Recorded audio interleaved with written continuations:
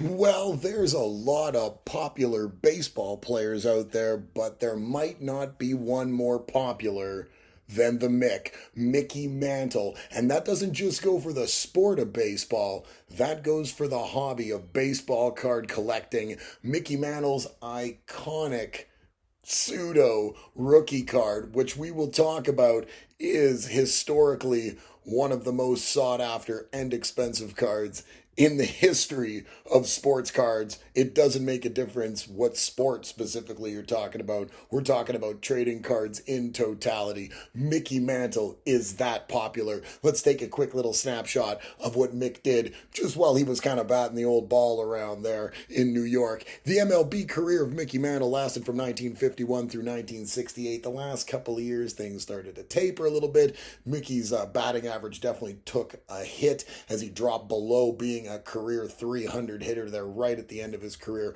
which I think really bothered him long term. He really took a pride in his baseball and how hard he played the game. Baseball Hall of Fame in 1974, as if there was any doubt about that. 7-time World Series champion, 3-time AL MVP, whole career playing with the Yankees out in the field there, and 20-time All-Star. Now, you do have to remember when I say 20-time All-Star and you look at his MLB career, those numbers don't add up. The All-Star games from 1959 through 1962, so that's 4 years, had 2 All-Star games a season. That should attribute for some of the, I think it's 16 he was elected to, right? So there was 4 rollover All-Star games. So yeah, the All-Star thing, it's a little skewed when you look at the number, but Mickey Mantle, needless to say, has a lot of accolades, all of them well deserved. That's going to trickle into the collectability of his cards, but funny enough, he has peers in this generation, Hank Aaron, Willie Mays, teammates of his, Yogi Berra. There's some amazing players in Major League Baseball at Stan Musial. I mean, we could just go on and on. At this time in baseball, there are a lot of really good players, but for some reason, is it that card that we're going to talk about? Because for me, it really is that card. But Mickey Mantle just supersedes everyone else when it comes to. He's got that it factor, the joie de vivre. He's mysterious enough that people just gravitate to him like he's kind of Sinatra of baseball. It's very reminiscent of that. He is amazing. Anyways, Mickey Mantle, laden with accolades, we're going to take a look at what his cards looked like throughout his playing career. We're going to start in the 1950s. Obviously, 1951 is rookie year. We're going to work through in this video through 1955, and then the cards and somewhat like ancillary card type products, postcards, anything else that was out there that's kind of sought after by collectors. We're going to take a look at all of that stuff. So let's get into it. Mickey Mantle's 1951 Bowman card. Maybe not as iconic as another card, again, we're going to talk about, but this card is beautiful, and this is the official rookie card. This thing is quite expensive, justifiably so. Bowman was a Bowman back in the day, for those who aren't in the know, was a Topps isn't even around making baseball cards in 1951. Topps' first baseball set's 1952, but Bowman and Topps separate company. Nowadays, if you're a fan of Bowman, you're a fan of Topps because Bowman was like bought in receivership, or the licensing or trademarks of Bowman were bought through receivership by Topps way back in the day. But Bowman at this point in time, an entirely separate company and competing with Topps. In fact, right now owning the market with what you look at here in 1951, because there was no Topps making baseball cards. This card is beautiful. Number 253 in the 1951 series. Can you guys send me one of these, everybody? And the Commerce Comet, if anybody's wondering, Commerce Comet, they call them that, the Commerce, Oklahoma, right there for Mickey Mantle. Send me one of these. If you have a bunch of these, I'd really like to just take them off your hands. They're probably just taking up space in your collection, and I would hate to have that happen. You need some ultra modern space, like there's new rookies coming in football next year. So like, send me your Mantles. Those things they're useless anyways, I'd imagine. Moving along. Oh no, 51 Mantle rookies. We're gonna look at the Bowman pricing here. So Bowman pricing, PSA 1.5 over on the left. 21 bids went for 12,000 plus US, and over here in a PSA 3, and I mean, soft corners I can see even from the small picture, but it does look like it's really crisp. But again, this could just be bad photograph here on the left. Why would you bad photograph a $12,000 plus card? That's strange. Maybe get a better camera, clean that lens. PSA 3 over here, 21.5 on the Mantle Bowman rookie. I can't say as I disagree. It's awesome. I love this card. It's cheap in comparison to what we're about to talk about. That's exceptionally cheap. Moving along, in 1952, Bowman continued to try to dominate the baseball card market, but there was some competition on the horizon. We're going to see a lot of that unfold here, but here is the 52 Bowman, a beautiful portrait, not near as an iconic card, I don't think, as either the 51 rookie or the obviously this 52 tops we're going to see, or future versions of Mantle cards in top sets.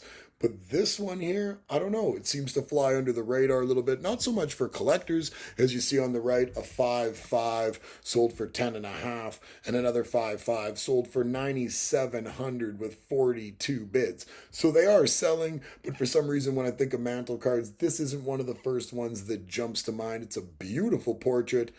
Maybe it's just Mick not at play, but I mean, obviously we know that's not the truth because there's another portrait coming up where he ain't at play that you don't know. Maybe there's just too many things to love and you don't got enough love to go around, you know?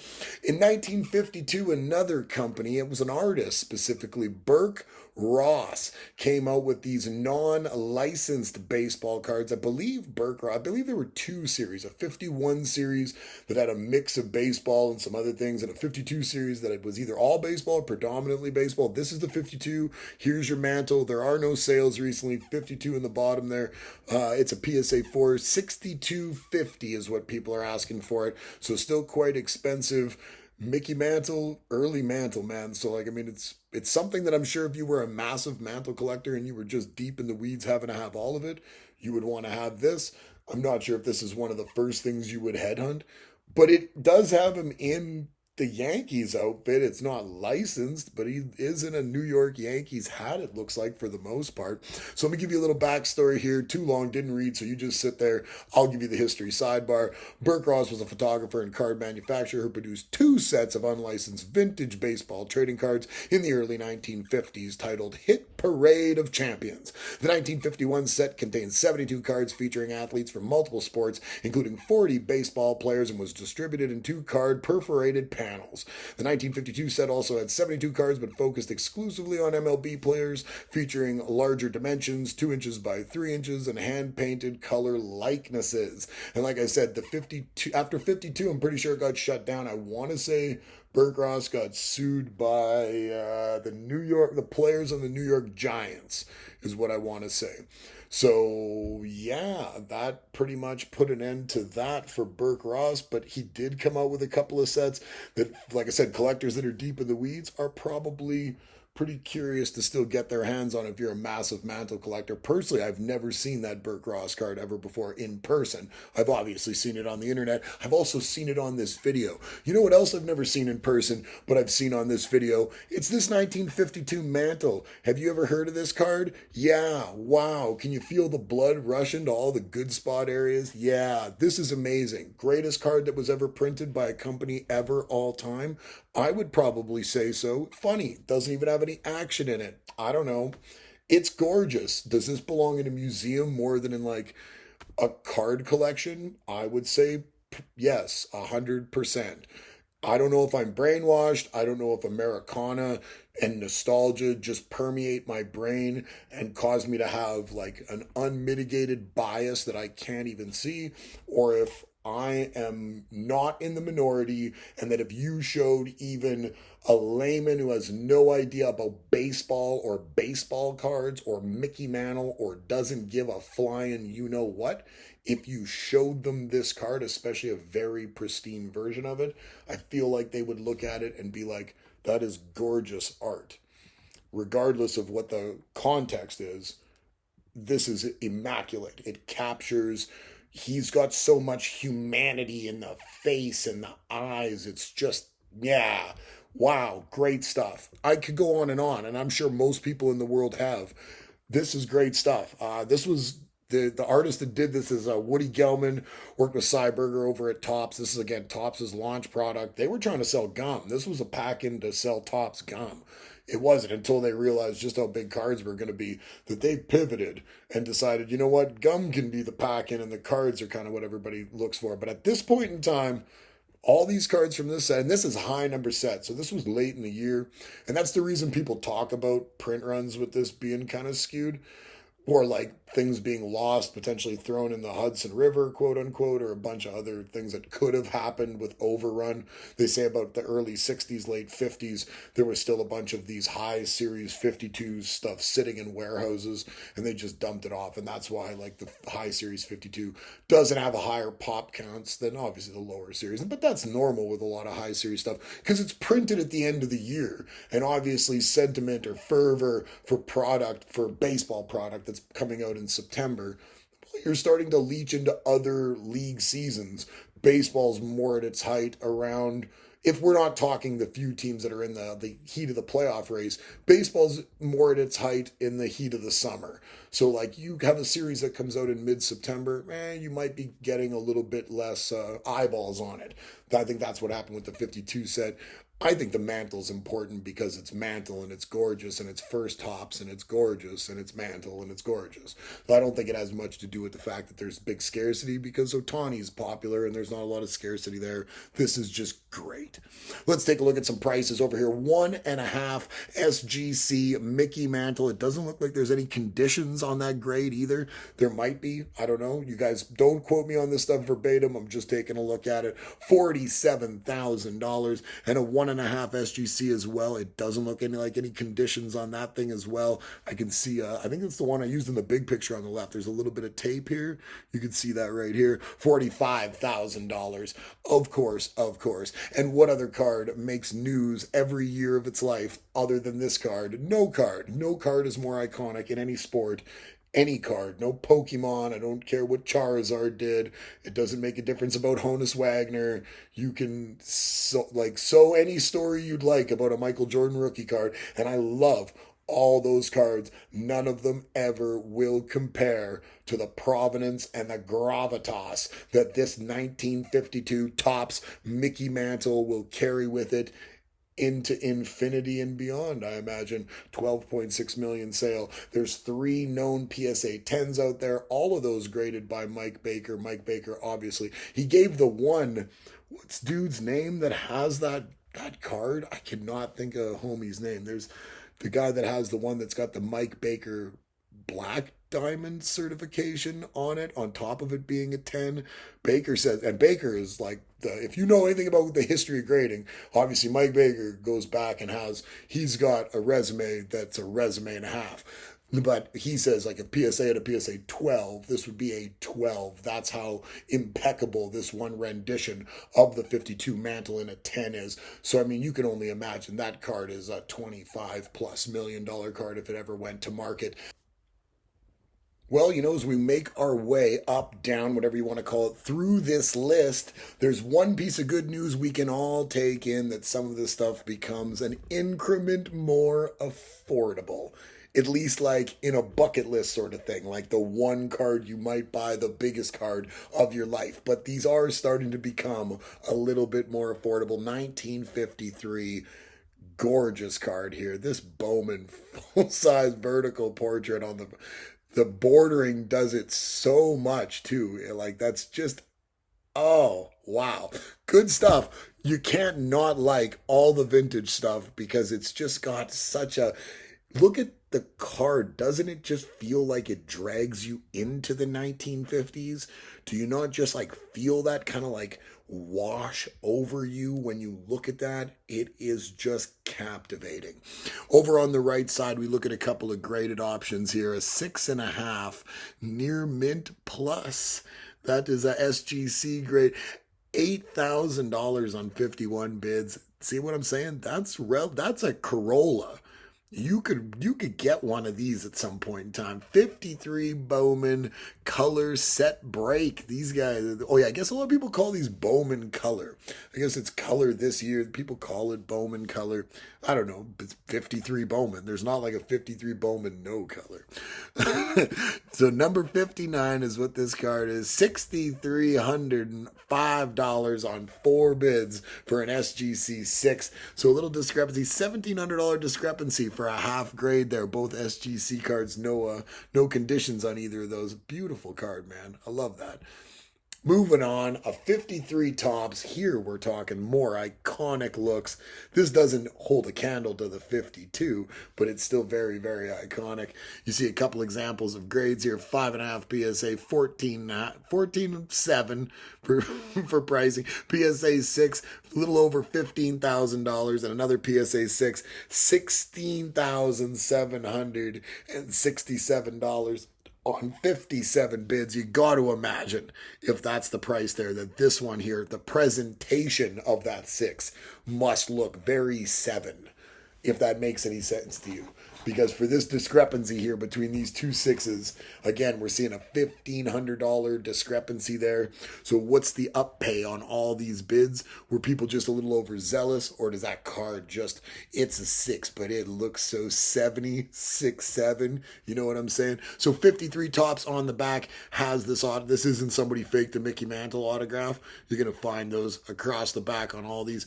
Beautiful stuff. I could gush all day. I mean, I want to. I put this together just for me to gush. And I thought maybe you'd join me. We could hold hands and walk through a little gush session about Mickey Mantle together. So more stuff that people, again, a little sidebar off into the obscurities, but 53 to 55, a company called Dormond made these 2 versions of a Mickey Mantle postcard. These are still quite sought after. There's the bat on the shoulder and there's the batting stance version. There is sales on both of these. I'm sorry, the top one doesn't have a PSA grade on that title there, but it is a PSA one. I believe it was in a moderately nice semi-high grade 6.7. You know how this vintage goes. There's a lot of 6.7 in vintage. So $625 for the bat on shoulder, $700 for the PSA 7 in the batting stance on 32 bids. This is the back of the postcard right here. It does have a little write-up on our boy Mickey Mantle talking about his rookie year. And look at how fresh-faced he is over here. Look at little baby Mickey, right? He's only had his first drink at this point in time. He's a million drinks from the end, folks.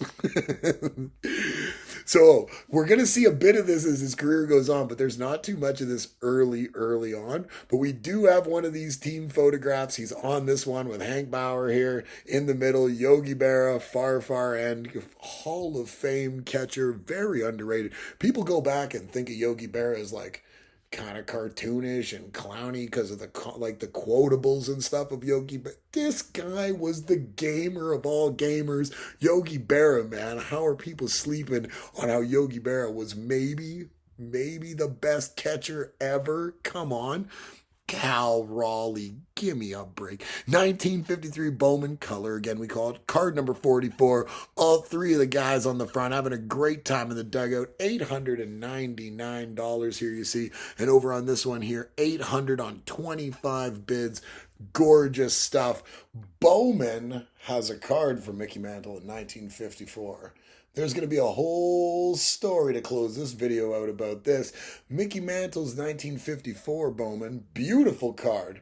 Absolutely no problem with this. It's really your only option. If you're in the Mickey Mantle market and you're looking to fill your 1954 Mickey Mantle hole up with something really nice, it's going to be this and pretty much this in its entirety. You see one at the bottom in a PSA 7, $6,300 on bids. A SGC 7, $6,200 on bids. What a gorgeous card.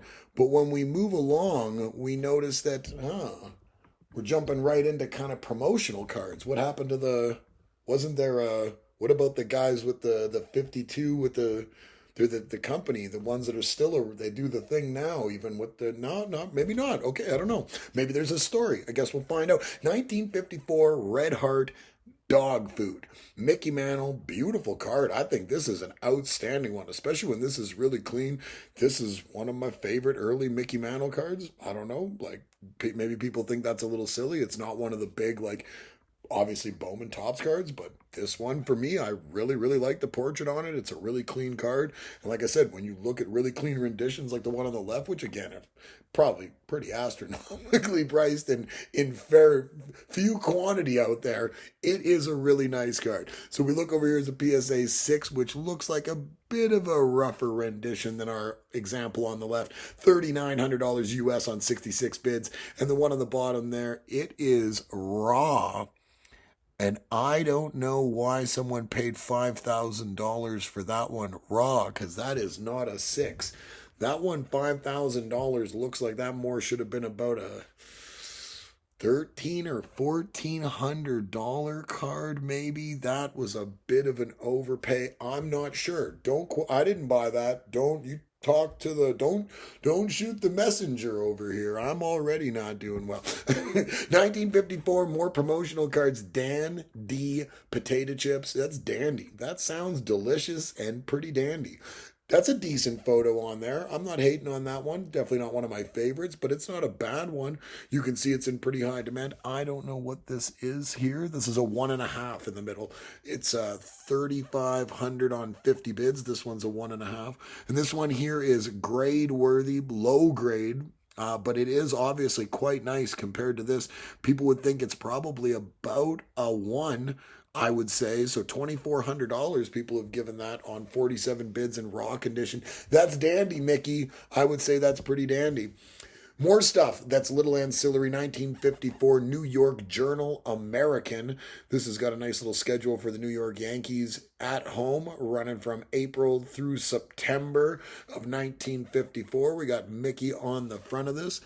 Card number 142471. I imagine if they would have won the 50-50 draw or whatever this was, they probably would have had to turn this in. So lucky they didn't, because we can use it as an example. You see over here, BVG $1,500 on a best offer, and then some other people are asking $1,500 only for an SGC6. So this seems like maybe this was an overpay. If this is more around where the market should be, these are in fairly low supply, it looks like, and in relatively low, mediocre demand at absolute best. It's obviously not a great photo, but it is very early career Mickey Mantle. And one last thing we're going to look at, the 1954 Mickey Mantle McCarthy postcard. And then over on the right, a 1954 All-Star photo pack card. So all this stuff is not obviously released as a trading card. It doesn't have the photo, like the actual paper stock that you would assume, or not that you would assume, that you would expect from a trading card. It is more like a photograph or like a postcard, because it is exactly that. So of course it would be like that. It makes total sense. But people still look for them because they're obviously early Mickey Mantle. And 1955 is going to be much like 54, as we notice Topps still is nowhere to be found. So in 1955, the trend continues. We see a Mickey Mantle Bowman card, but there won't be a Topps card.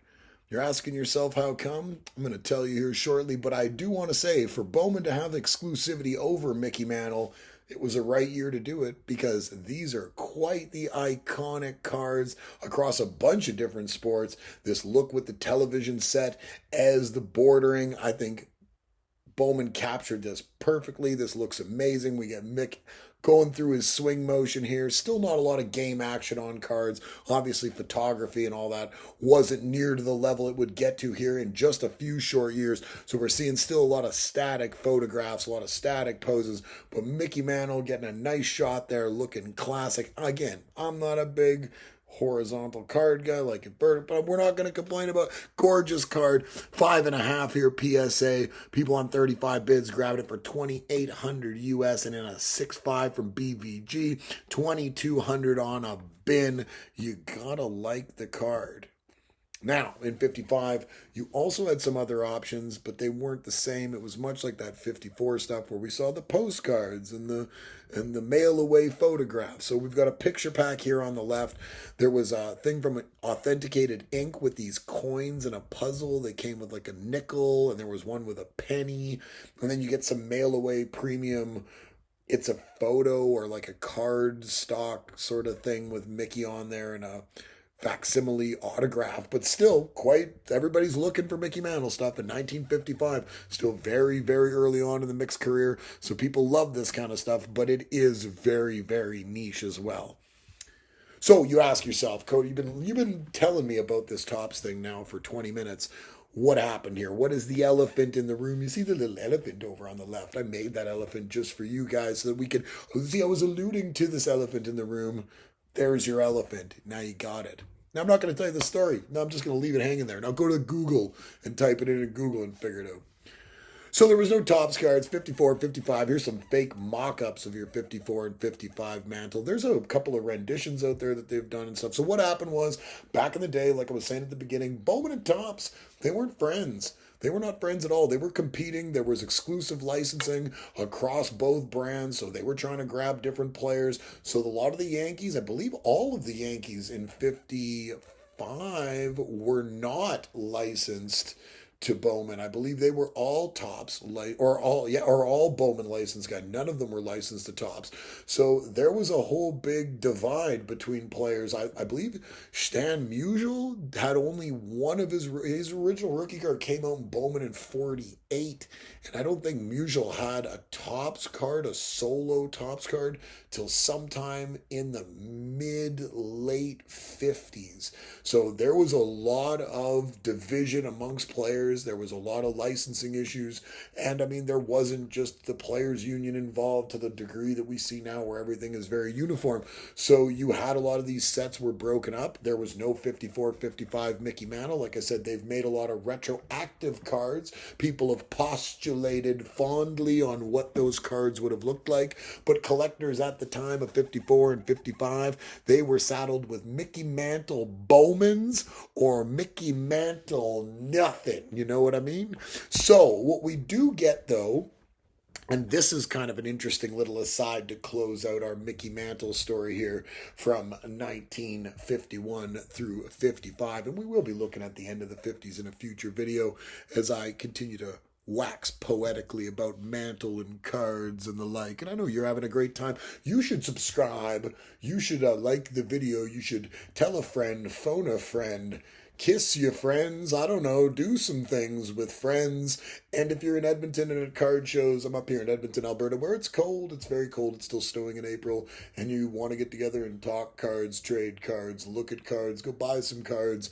Or, I don't know, anything else, hit me up, dog. We'll have a blast. Yeah, buddy. So here's the end of the story, 1954. Sports Illustrated was coming out. What you see here on the left is issues number 1 at the top and 2 at the bottom. These are the first 2 issues of Sports Illustrated, and they wanted to come out guns a-blazing and really get everybody on board, get kids buying the magazine, have something worthwhile to really get the first couple issues cooking and get a bit of steam behind their brand. So they partnered up with a young burgeoning card company named Tops. So you can see here across the top, these right here, there's this cut line. This is a fold out. So this was in this issue and this fold out here in issue 2. So what Tops did was Tops threw in cutout, pull out little sort of sheets that you could get renditions of the 1954 Tops cards. So on the top, you see the rendition of the 54. But on the bottom one, you see all those ones that are blacked out?